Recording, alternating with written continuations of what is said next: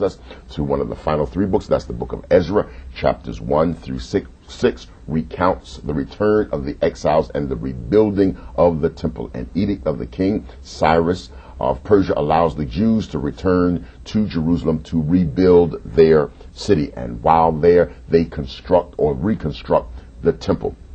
Chapters 7 through 10 tell how Ezra institutes patterns of life for the Jewish people.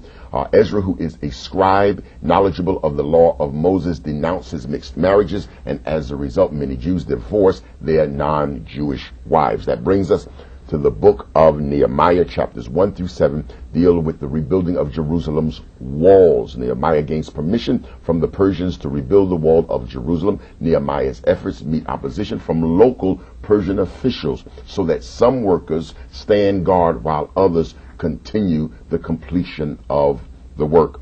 Chapters 8 through 13 relates how Ezra and Nehemiah shaped the way of life for the Jewish people. Ezra publicly reads the law to the people, who join in a national confession of sin and make a covenant to obey the law, to refuse marriages with non-Jews, and to observe the Sabbath, and to support the temple. Nehemiah serves as governor and includes these commitments in his administrative practices. Now, final book of this section is the book of Esther. King Ahasuerus of Persia hosts a great festival. He calls for his wife. When she refuses, his wife Vashti, she is put away.